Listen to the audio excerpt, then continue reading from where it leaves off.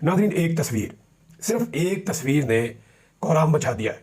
एक तस्वीर से हर शय उड़ गई है, सारे प्रोग्राम बढ़ गए, सारे मंसूबे खाक में मिल गए। जिस आदमी की एक तस्वीर इस निज़ाम पर इतनी भारी पड़ रही है, वो आदमी खुद क्या होगा। यानी मकबूलियत तो हमेशा से उनके पास थी, पब्लिक को वो पसंद है हमेशा से, वो एक हीरो की तरह जिए हैं। लेकिन मुझे अच्छी तरह याद है कि ऐसा तो कभी नहीं था।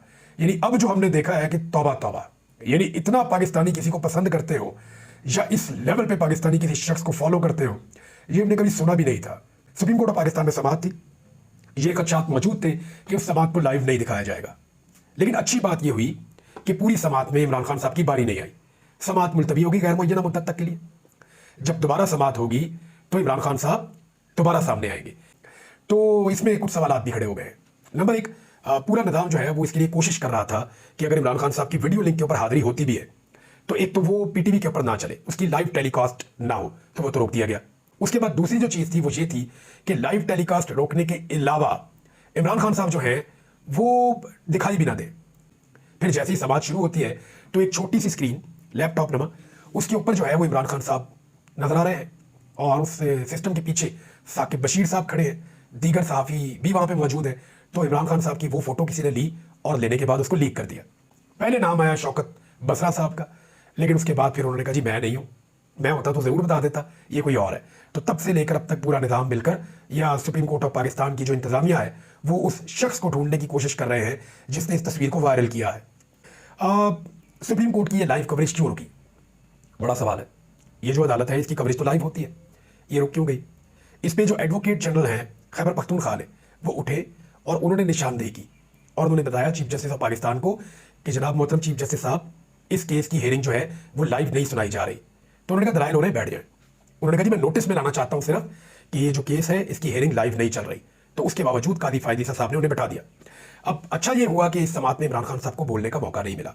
अब पाकिस्तान तरीके इंसाफ या दीगर वकला या सुप्रीम कोर्ट ऑफ पाकिस्तान के पास कम से कम ये तो एक बहाना नहीं होगा सबके पास कि जनाब उस दिन की हेयरिंग थी, इमरान खान साहब बोल के चले गए, तो बाद में हमने नोटिस ले लिया कि जनाब इमरान खान साहब को आपने लाइव क्यों नहीं दिखाया या सुप्रीम कोर्ट की प्रोसीडिंग को लाइव क्यों नहीं दिखाया।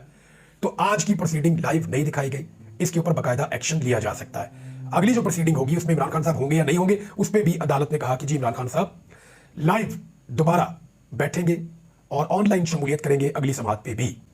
कुछ चीज़ें ऐसी हुई जो इमरान खान साहब से मुतल्लिक लोगों ने नोट की। एक तो ये कि लाइट के हवाले से लाइटें बहुत तेज़ कर दी थी, शायद इमरान खान साहब की आंखों में लग रही थी। तो उन्होंने पुलिस वालों को कहा कि लाइट को ठीक करो, इसको हटाओ। तो उसके बाद पुलिस वालों ने लाइट को एडजस्ट किया तो इमरान खान साहब ने कहा ओके। फिर रिपोर्ट हुआ कि इमरान खान साहब अपने करीब बैठे हुए किसी शख्स के साथ दौरान समाअत बातचीत भी करते रहे।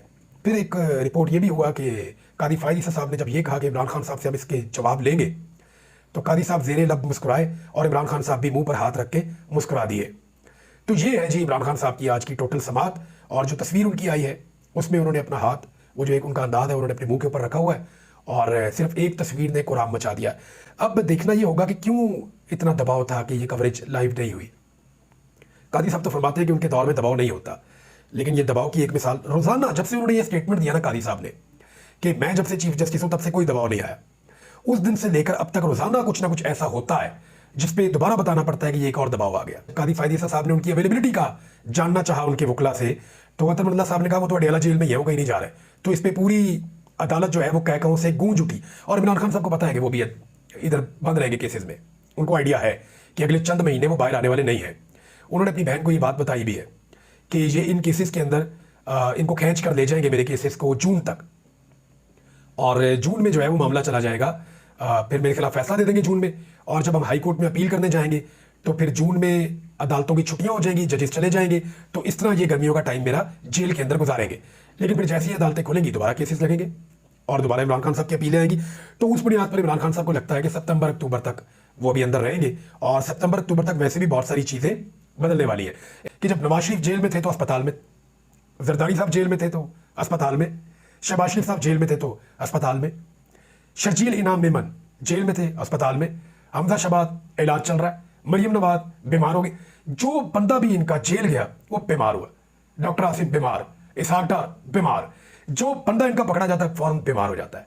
ये रवायती पॉलिटिकल पार्टीज का एक खासा है। और एक तस्वीर इमरान खान की आई है जेल से, मजे से बैठा हुआ।